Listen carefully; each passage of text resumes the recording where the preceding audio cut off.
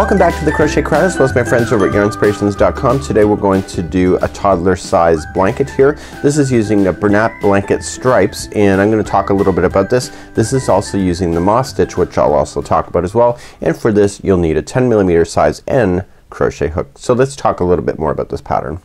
So the moss stitch is a combination of two different stitches. So you have like the single crochet, chain one, single crochet, and etc.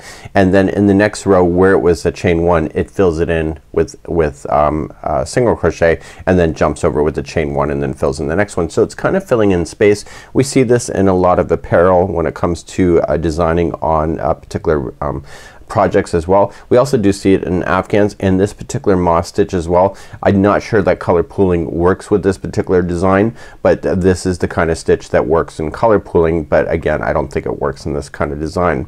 So what we have here is Bernat blanket stripes, and here's an example of that here where the color is long stretches just like you see here. So it starts off with orange and then it will change to purple for a while and then it will change to red and etc. This is a different color. The color that you see here is called Razamatazz. So what you need for this toddler size blanket is 4 of these balls. This is the equivalent ball. Even though it's flat, you may find it in 2 different formats. You could either find it flat like a cake here, or you can find it, this is obviously not the same one because I don't have the same format, but you will find it also in a ball like this. You just have to look for the word Bernat blanket stripes and it's exactly the same yarn.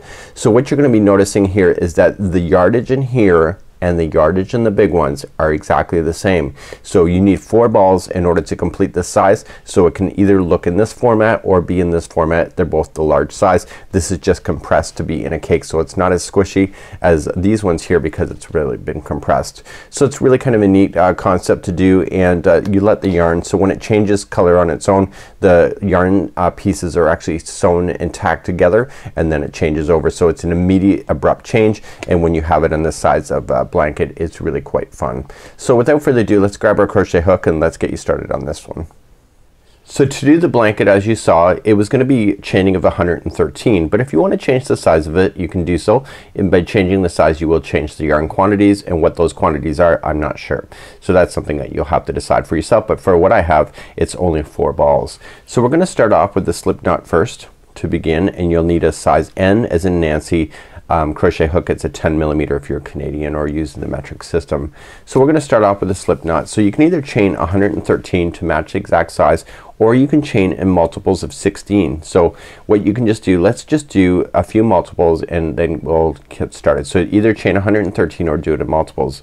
So just go 1, 2, 3, 4, 5, 6, 7, 8, 9, 10, 11, 12, 13, 14, 15, and 16. So that's 1 chevron. So that's what you're seeing here is just going up and down. So what you have to keep in mind is that when it's stretched out you feel like the afghan's too long, but once it goes in the up and down motion it condenses that in. So that's 1 chevron. So you just have to keep on chaining in multiples of 16 or do that 113 as I suggested. So we just start over again. So 1, 2, 3, 4, 5, 6, 7, 8, 9, 10, 11, 12, 13, 14, 15, and 16. And again, if you don't think it's big enough, just do it again. So I'm gonna do it one more time. So 1, 2, 3, 4, 5, 6, 7, 8, 9, 10, 11. I'm just gonna need more yarn here. 11, and this is 12, 13, 14, 15, and 16. So once you have your 16, your final on there, you just have to add one more. So it's a multiples of 16 plus 1. So add one more and then this will stay in balance for no matter what size that you're gonna make it. So either chain 113 or multiples of 16 and then add 1 at the end. So let's begin to go all the way across. So there's actually a difference of 3 rows. So this is number 1, and then we're gonna get you started on number 2, and then number 3 is the repeat then for everything. So then it's just repeating rows number 3, 3, 3 and all the way to the end.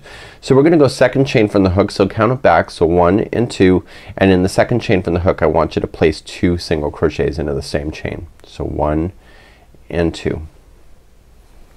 So the solid, it's gonna be solid on the beginning chain. So the next 5, stitches in a row, or the next 5 chains, are each gonna be 1 single crochet each. So let's count those out. So we're gonna do 1, and we're gonna do 2 and 3, and then we're gonna continue. This is 4, and 5 is the next one. So after you have 5 sitting by themselves, and remember that number because you'll need to know it, the next 2 are gonna be single crochet 2 together. So we're gonna put the next 2 together. So insert into the next chain, wrap and pull through, and then insert into the next chain after that, wrap and pull through, and you have 3 loops on the hook. Pull through all 3 loops. So those 2 just became 1. So the next 2 are also gonna become 2 together. So just insert into the next one, pull through, and then insert into the next one after that, and then pull through, and then pull through all 3 loops. So at the base of your chevrons, where it's the lowest point, there's always gonna be 2 that are put together and 2 that are put together. So now we're gonna go up the hill. So you'll see it happen in just a moment. So the next 5 are gonna be 1 single crochet each. So let's count those out. So we got 1, and you can see the bend is starting to happening. 2 and 3, 4 and 5. So we're now considered at the top of the peak. Okay, so now the next 2 in a row are gonna be 2 single crochets into the same one. So the next one is gonna be 2 single crochets into that one. So 1 and 2, and then the next one after that is going to be 2 single crochets into the same one. So 1 and 2. So now when I pull away, you can kind of see that the shaping is starting to take effect, right? You can see that it comes down, it does that nice bend, and then it's coming up, and you can see we're gonna head on down.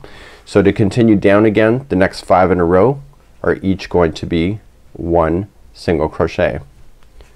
So 1 and 2, 3, and this is 4, and this is 5. So now we're at the bottom of the hill. Okay, so we're at the valley. So the next 2 are gonna be come together. So insert into the next one, pull through, the one after that, insert in, pull through, and then pull through all 3 loops. And do the same again one more time. So again to the next one, pull through. Okay, the one after that, insert, pull through, and then pull through 2. And then when I pull away, you can kind of see that the up and down motion is happening. So now we're gonna go up the hill. So it's gonna be 5 in a row. So just single crochet. So 1, 2, 3, 4 and 5. And then you're at the top of the hill now, the top of the peak. So the next 2 in a row are each going to be 2 single crochets, and I want you to continue that same idea going all the way across your chain. So you know what to do at the tops. So the first one had 2 into the single crochet, 2 single crochets into the same one, and then when we go and look at the next one here, the next one will have 2 single crochets in it as well. Okay, and then you head down the hill, so 5 single crochets in a row, and then at the bottom the next 2 come together, and then the next 2 come together. So I want you to do that all the way across so that you have your starting, and then we'll see you back here in just a moment. So we're gonna then just finish up this last section here, and you're gonna be coming in, and the next 2 here are together, these are together. So we've come down the hill and now we're at the bottom, and so then the last part ends up in the going in the up motion like it does in the very beginning. So the next 5 in a row are each gonna be 1 single crochet, so you know how to do that. So this is 2, 3, 4 and 5. There's the next one, and then the very last chain that you have available to you, they're each gonna, it's gonna have 2 single crochets into the same one. So 1 and 2.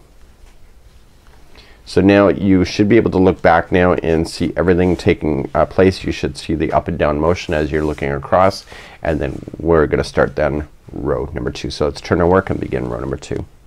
So let's begin row number 2. We're gonna always start off each row the same way, but we're gonna start in establishing our moss stitch as we go in this time. So we're gonna chain up 1, and we're gonna put 2 single crochets into the very starting, so that allows it to continue to grow up equally on the sides. So 2 singles in the beginning. So then you chain one and then you skip one stitch and go to the second over and single crochet right into it. So we're now creating the gapping spaces that you need to create the moss stitch. So chain up one, skip one, and single crochet into the next.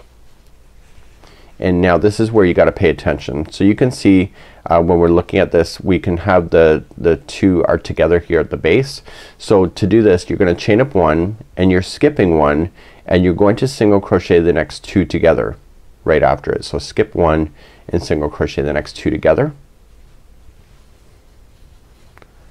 And then immediately single crochet the next two together. You're at the bottom of the hill.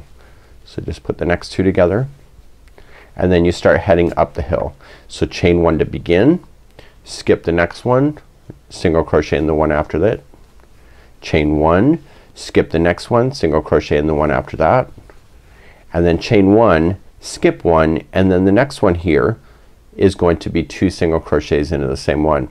Now when you're looking at it from this perspective, you'll see that there is you can see two single crochets are in each of these stitches here. So if you're keeping in alignment, just make sure that you're kind of looking for that as a key. So skip the next one, two single crochets in the next. So one and two, and the one directly after that one is gonna be two single crochets in it as well. So you're at the top peak of your stitch work.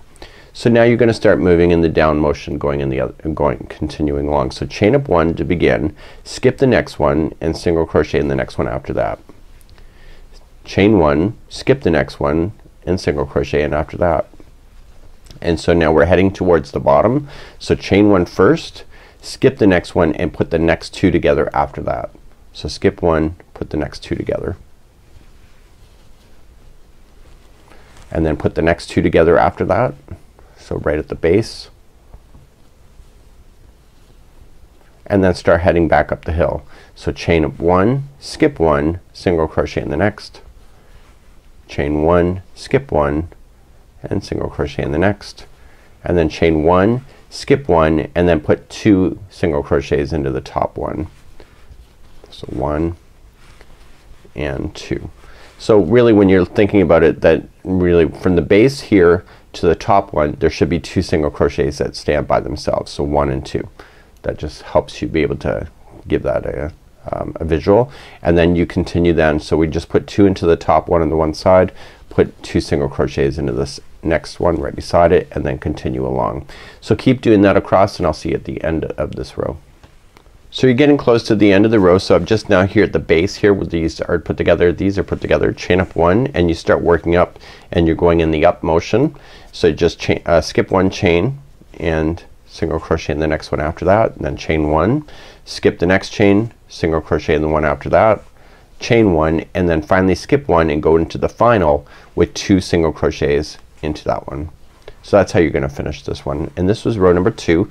This is the only time you're really gonna do it like this, because now we have the established gapping spaces that you can clearly see here. So we're gonna be playing within these spaces now going forward, because row number 3 is just gonna be repeat of row number 3 over and over again. So let's turn our work and begin row number 3. So let's turn and work and do row number 3. So this is how it's gonna be for now on until you're finished. And if you're using Bernat blanket stripes, the colors will have changed on you probably by now as well.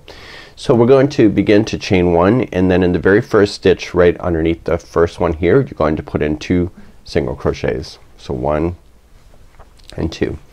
So now we're gonna look for these chain 1 spaces that you can see. If you gotta just split it with your fingers, just do so. It just is a lot easier. You can see the 2 that are put together here at the base. So we're going to begin, so you just put in 2 single crochets, chain 1 before you start, and then in the first chain 1 space, just pull it out, you can see it. It's single crochet, chain 1, and then jump over and look for the next chain 1 space and single crochet in that space and chain 1. So now we're going to put your stitches together that are in the base of the hill. So you have the 2 that are put together, so this is 1 stitch, and then you need to put 2 stitches together. So you need to put this gap space, the next gap space, and this 2 single crochet space are stitched together.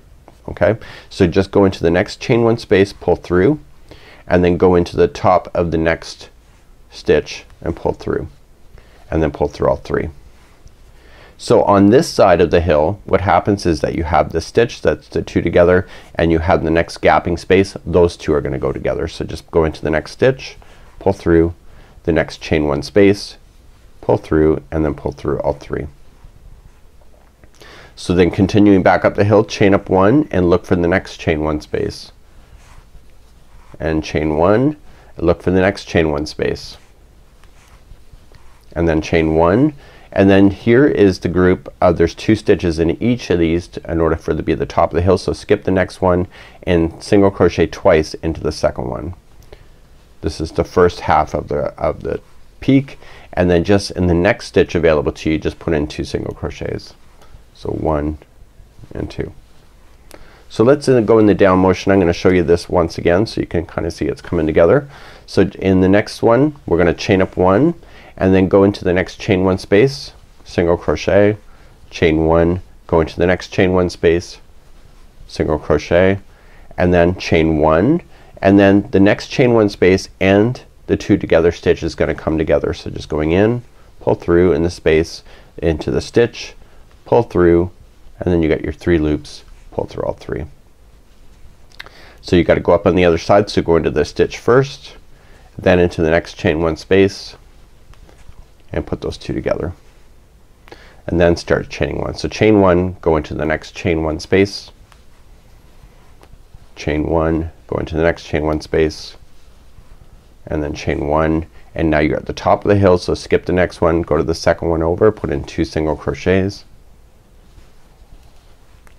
and then go into the next one right after it and put in 2 single crochets. So you're at the top of your hill, and then go down again just like I just showed you.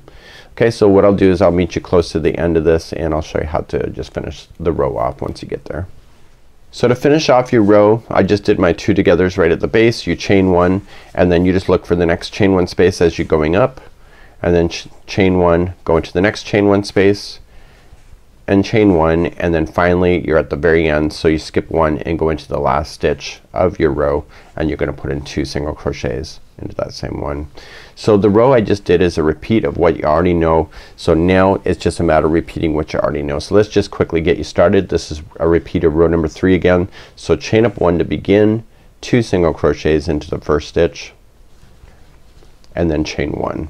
So just pull, you can see it, here's the chain 1 space, so just go in there, single crochet, chain 1, go into the next space, single crochet and chain 1, and then here at the base the next chain 1 space and the next stitch are coming together, and then the next time is the stitch first and then the next chain 1 space coming together, and then chain 1 and work your way up the hill. So just single crochet in the space, chain 1, single crochet in the next space, chain 1, and then you're at the top of the hill. So skip the next one, 2 single crochets into the second one after that, and then 2 single crochets into the one to the next one, and then work your way down the hill again. So single crochet, look for the chain 1 space, single crochet, look for the chain 1 space, chain 1, and then again you're at the base now. So start with the gap space first, the chain 1 space, and then into the stitch, put those together, and then into the stitch and then to the space, and put those together and work your way back up the hill. So that's how you do this, and it's really quite neat. As soon as you get your transitioning colors, you can do this with the Caron cakes as well as any colors really. You just have to change the hook to match the yarn, and it is really quite neat. So this is how you do this particular afghan. I hope that you enjoy, and until next time, have a great day. We'll see you again real soon.